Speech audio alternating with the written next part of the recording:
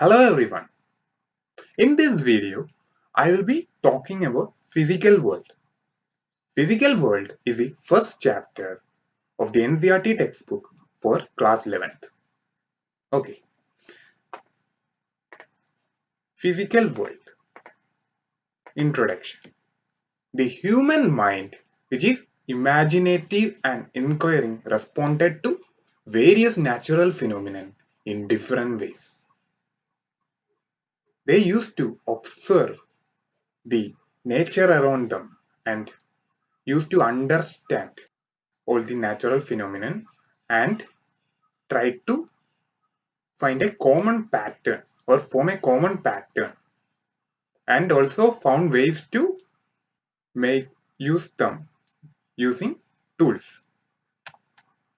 That is, earlier human observed these natural phenomena and formed meaningful patterns and relationships among them. They started to build tools to interact with nature. Now science came into being as a result of all this. Now, we can define science as the systematic attempt to understand natural phenomena in as much detail and depth as possible and use the knowledge so gained to predict, modify, and control phenomena. Hence, science is useful in understanding the natural phenomenon and using certain tools by which humans can make use of these natural phenomena in their day-to-day life. Thus, technology also came into being. Now, these are the major scientific method steps. First one is systematic observations. Systematic observations is the first step in a scientific method. At first, an observation is made. For example, Isaac Newton had observed that an apple used to always fall down when he was sitting in his garden drinking a cup of tea. This was the first observation which later led to the discovery of gravitation. Then controlled experiments. Then humans used to do controlled experiments. That is, certain experiments were done to find something or prove something. For example, for the Ohm's law, which gives the relationship between resistance, voltage, and current, can be found out experimentally using an experimental setup. Similarly, many other laws in physics and science can be found out using controlled experiments.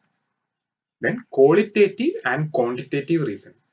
From the result of these experiments, reasoning can be done to reach certain conclusions, which can later become scientific theory or a scientific law.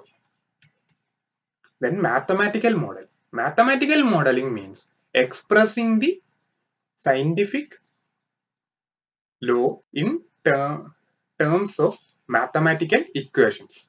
For example, the equation for universal law of gravitation is given by F is equal to capital G into m1 into m2 by r square. Similarly, many other formulas can be expressed mathematically. That is the mathematical model. Then at last is the verification or falsification of scientific theory. That is, the already proposed scientific theory is later verified by other scientists, and certain scientific theories were found to be false or needed certain adjustments. For example, the Galileo heliocentric theory proposed circular orbits, but was later found to be elliptical by Kepler from the statistical readings of Tycho Brahe. Similarly, many of the mechanical laws proposed by Newton were found to be invalid in the case of nuclear particles like atoms and molecules, and hence a different theory came into being known as quantum theory to explain the motion of atoms, molecules, etc. Now, physics. Physics is a study of the basic laws of nature and their manifestation in different natural phenomena. That is, it studies the basic laws of nature and it basically follows all the steps that were mentioned earlier for get a general law of the nature. The basic thrusts in physics are unification and reduction. Unification means so many observations are made and at last a common law is tried to be found out. For example, the universal law of gravitation is able to explain the fact such as the falling of an apple from an apple tree, the gravitational force between Earth and the Moon, etc. That is unification. Then there is reduction. Reduction means the complex systems can be broken down into much simpler parts and can be understood based on these simpler parts. And thus the complex system can be better understood by examining the simpler parts of the complex system. That is reduction. Now, scope of physics. Physics has got a very large scope. Physics has got two domains of interest, namely the macroscopic and microscopic.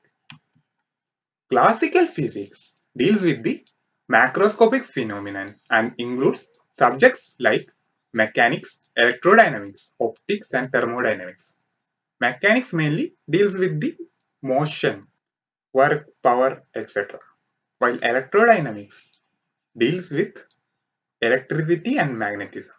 Optics deals with the physics of light and thermodynamics deals with the temperature, engines, refrigerators, etc. Then the microscopic domain of physics deals with the constitution and structure of matter at the minute scales of atoms and nuclei and their interactions with different probes such as electrons, photons, and other elementary particles. Quantum theory is the framework used for explaining these microscopic phenomena. Now, fundamental forces in nature. According to physics, these are the fundamental forces in nature. Gravitational force. Gravitational force is a force that we can observe between planets. It is a very weak force. Then there is electromagnetic force. Electromagnetic force is the force due to electricity and magnetism. It is a very strong force. Then there is the strong nuclear force. Strong nuclear force is the force inside the nucleus of an atom. The electromagnetic force can be attractive as well as repulsive, while gravitational force is only attractive. Then there is a weak nuclear force. Weak nuclear force is a special type of force that is observed in the case of beta decay between the neutrino and electron produced. The beta decay of a nucleus. It is weaker than strong nuclear force, but it is stronger than the gravitational force. All these forces are summarized in this table. That is Gravitational force is 10 raised to negative 39 times that of a strong nuclear force. Its range is infinite. It operates among all objects in the universe. Weak nuclear force, which is 10 raised to minus 30. Its range is very short, subnuclear size. Some elementary particles, particularly electron and neutrino. Then electromagnetic force. The range is infinite. It operates among charged particles. Then there is the strong nuclear force, which is the strongest force in nature, and its range is short. It operates among the nucleons, that is, heavier elementary particles like the protons, neutrons in the nucleus of an atom. So, this is the end of this video. In this video, I have explained some concepts which were presented in the first chapter of the NCERT textbook for 11th physical world. If you have got any doubts in any of the topics mentioned in this video, please comment in the section below this video. Thank you.